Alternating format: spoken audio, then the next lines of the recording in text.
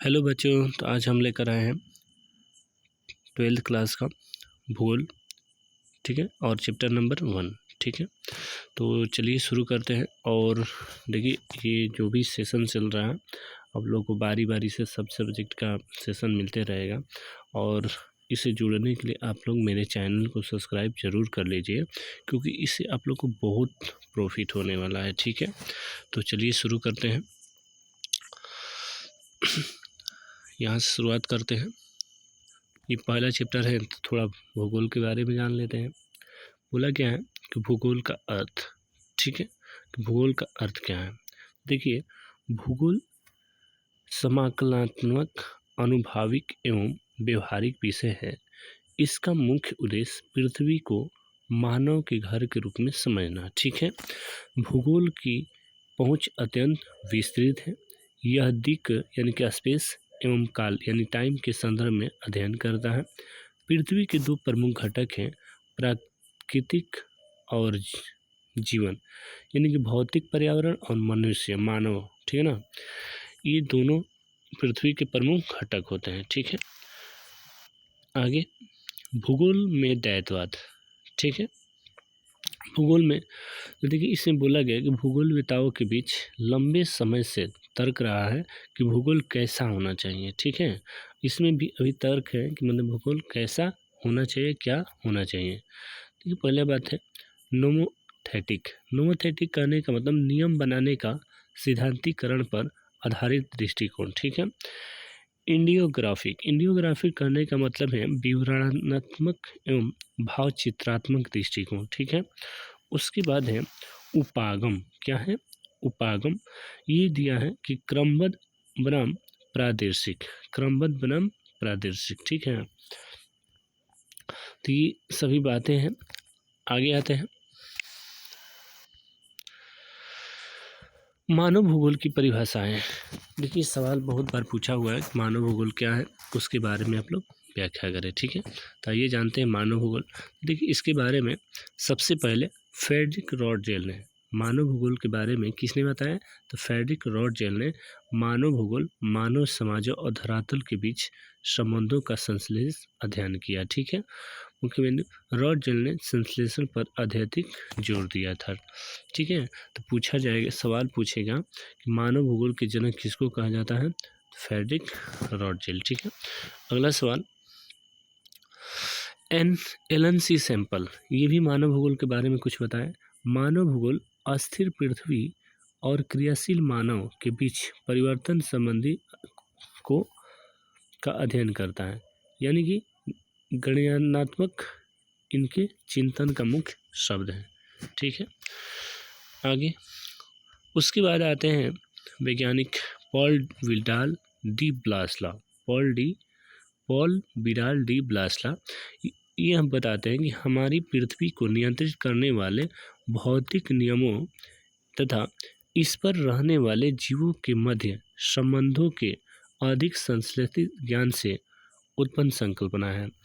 BLAS ने पृथ्वी और मनुष्य के अंतर संबंधों की एक नई संकल्पना प्रस्तुत की। ठीक है, आगे उसके बाद आते हैं भूगोल की मानव भूगोल की प्रकृति।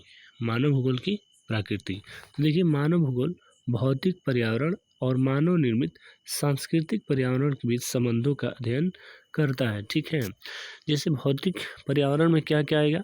भू आकृति आएगी, मृदाएँ आएगी, जलवायु, जल, प्राकृतिक वनस्पति, ये सभी किस में आएंगे? तो भौतिक भूगोल में आएगा। उसके बाद आएंगे सांस्कृतिक पर्यावरण के तत्वों में कुछ, जैसे गांव और नगर, सड़कें और रेल नेटवर्क, खेत और उद्योग, पतन, दैनिक उपयोग वस्तुएं, तो इस किस में आएगा? मानव भूगोल में। ठीक है, तो ये सभी बातें याद रखिएगा। और एक चीज़ और बच्चों, जो भी ये फैक्ट है आप लोग को बताया जा रहा है, तो टॉपिक वाइज टॉपिक इसको कॉपी में नोट जरूर करिएगा। ठीक है, क्योंकि परीक्षा में इससे बाहर कुछ नहीं है और कुछ नहीं आएगा। ठीक है, आगे मानव का प्राकृतिकरण बनाम प्रकृति का मानवीकरण। ठीक है, आगे पढ़ते हैं। तो आइए, पर्यावरण निश्चयवाद। पर्यावरण निश्चयवाद। ठीक है, इसके बारे में कुछ जान लेते हैं। इसमें बोला गया है कि आदिम अवस्था में मानव प्रकृति से अत्यधिक प्रभावित था। ठीक है, आदिम माने कि जो पहले आदिम लोग थे जो जंगलों में सिर्फ रहते थे वो, तो सबसे ज़्यादा मानव उस टाइम प्रकृति से अत्यधिक प्रभावित था। इसे पर्यावरणीय निश्चयवाद कहा जाता है। देखिए आदिम काल में यानी कि बहुत पुराने कालों में मानव जो थे प्रकृति से जुड़े हुए थे। ठीक है, उसको क्या बोलते हैं, पर्यावरणीय निश्चयवाद कहा गया। मानव प्रकृति का प्रचंडता से डरता था, वह प्रकृति का पूजा करता था। प्रौद्योगिकी का स्तर अत्यंत निम्न था। मानव पूरी तरह प्रकृति के आदेशों के अनुसार चलता था। ठीक है, तो ये सभी है पर्यावरणीय निश्चयवाद के अनुसार। ठीक है ना, ये सभी बातें हैं, तो इसको आप लोग जरूर कॉपी में नोट करिए और इसे सवाल बहुत बार बनना है। ठीक है, और पूछता है ये सवाल। आगे आगे है केस स्टडी यानी कि वेंदा यानी मानव का प्राकृतिकरण। ठीक है, मानव का प्राकृतिकरण किसके बारे में जानेंगे, मानव का प्राकृतिकरण। देखिए मध्य भारत के अबुझमाड़ क्षेत्र में के जंगलों में वेंदा रहता था। कौन रहता था, वेंदा। वो स्थानांतरित कृषि करता था। क्या करता था, स्थानांतरित कृषि करता था। वह वन की आत्माओं, ठीक है ना, वन की आत्माओं को धन्यवाद देता है। वन ही उसका रक्षक और पालनहार है। यह कहानी दर्शाती है कि कैसे मनुष्य पूरी तरह प्रकृति पर निर्भर है। ठीक है, देखिए विंदा के लिए प्रकृति एक शक्तिशाली बल और माता प्रकृति के समान है। ठीक है, विंदा के अनुसार प्रकृति का ज्ञान प्रौद्योगिकी विकसित करने के लिए अनिवार्य है। ठीक है, तो ये सभी बातें किसका है, किस स्टडी ने कुछ एक मानव उस टाइम विंदा के बारे में बताया गया है कि मानव का प्रकृतिकरण क्या है। ठीक है, आगे आते हैं। अब आते हैं संभववाद। किस पे आते हैं, संभववाद। बोलिए संभववाद क्या है, जैसे जैसे मानव ने प्रकृति के नियमों को समझा, उसने प्रौद्योगिकी का विकास किया, उस चीज़ को क्या बोला गया, संभववाद, पॉसिबिलिटी। ठीक है ना, उसको क्या कहा गया, संभववाद। जैसे कि अग्नि की खोज घर्षण और ऊष्मा की समझ से संभव हुई कि हम लोग आग की खोज किए। उसके बाद बीमारी का विजय यानी कि डीएनए और आनुवंशिकी के ज्ञान से चिकित्सा संभव हो गया। उसके बाद दिया गया है कि वायु गति यानी कि तीव्र गति से यानों का विकास यानी कि वायु गति का नियमों से हुआ। तो ये सभी जो बातें हैं ये किसको दर्शाता है, ये संभववाद को दर्शाता है। किसको दर्शाता है, संभववाद को दर्शाता है। ठीक है, जो भी हम अपने जीवन में संभव बातें संभव चीज़ों को करते हैं उसको क्या कहा जाता है, संभववाद कहा जाता है।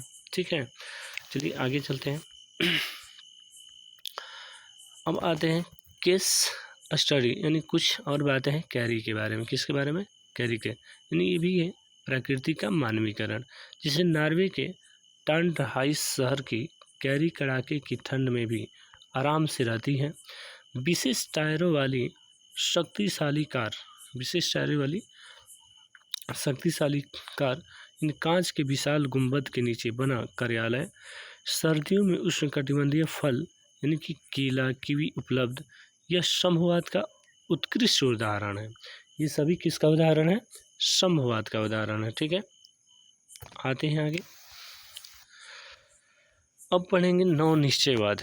ठीक है, नव निश्चयवाद।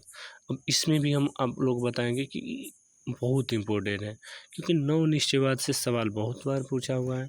ठीक है, और आप लोग को ये भी बता दें कि जो भी ये बता रहे हैं ये एनसीईआरटी ओरिएंटेड है क्योंकि एनसीईआरटी से सवाल बहुत बार पूछा है और बहुत ज़्यादा पूछता है। ठीक है, तो ये जो बता रहे हैं पढ़ा रहे हैं वो एनसीईआरटी है।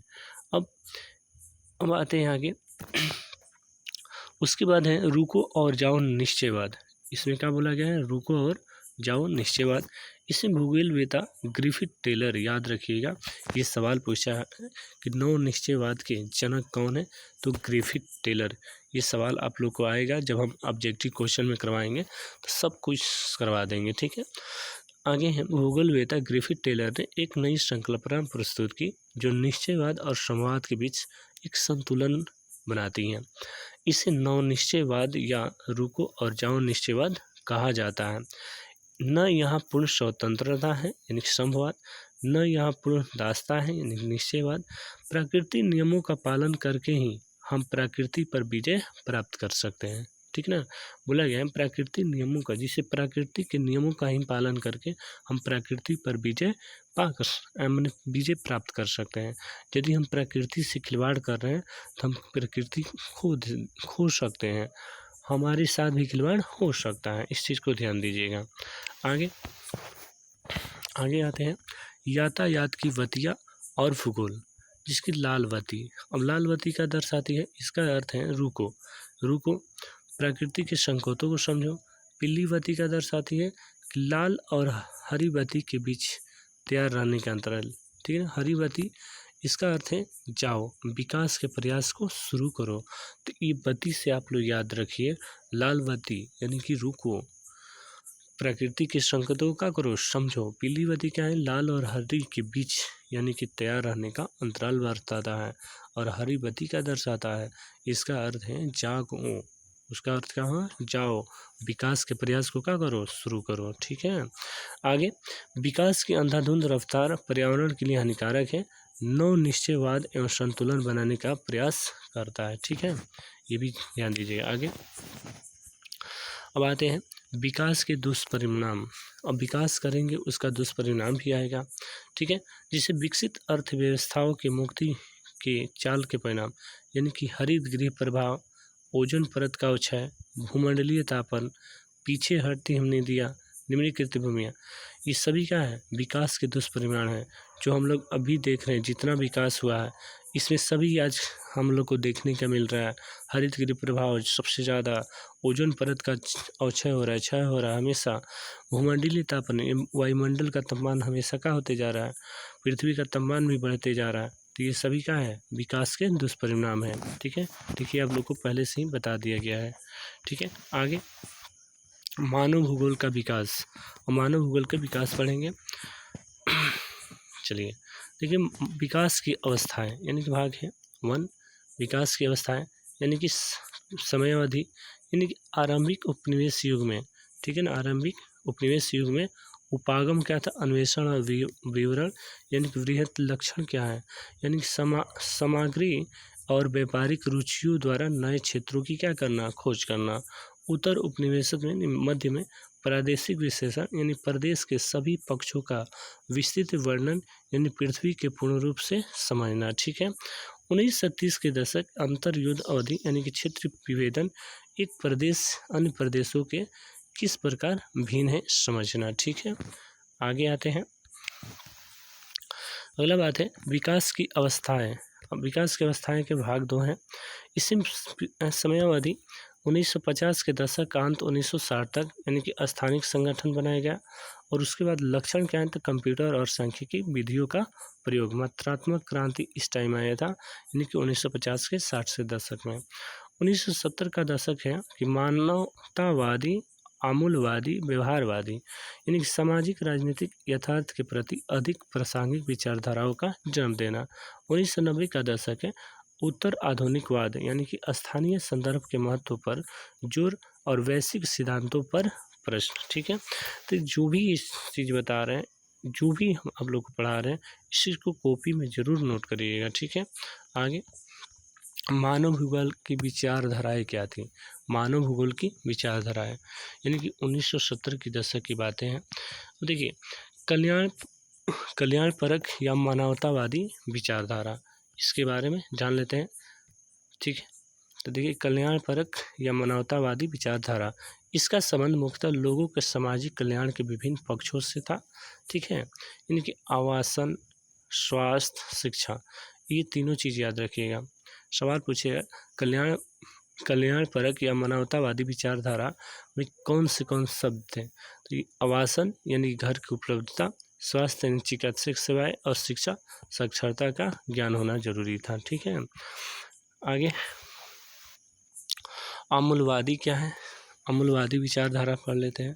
देखिए, इसमें बोला गया कि इस विचारधारा की निर्भरता और सामाजिक असमानता की व्याख्या के लिए मार्क्स के सिद्धांत का उपयोग किया यानी कि बंधन, यानी कि सामाजिक असमानताओं और बंधनों की पहचान।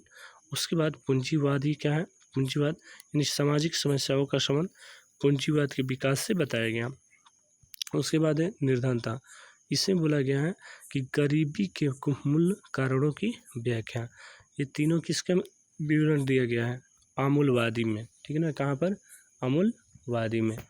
आगे आते हैं व्यवहारवादी विचारधारा। अब व्यवहारवादी विचारधारा क्या है? इस विचारधारा ने प्रत्यक्ष अनुभव पर जोर दिया, मानव जातीयता, प्रजाति और धर्म, रिलीजन पर, यानी सामाजिक संवर्गों को दिकाल बोध पर ज़्यादा जोर दिया गया। यह विचारधारा मात्रात्मक क्रांति की अमानवीय प्रकृति के अवरुद्ध एक असंतोष थी। ठीक है, आगे अब आते हैं मानव भूगोल के क्षेत्र और उपक्षेत्र।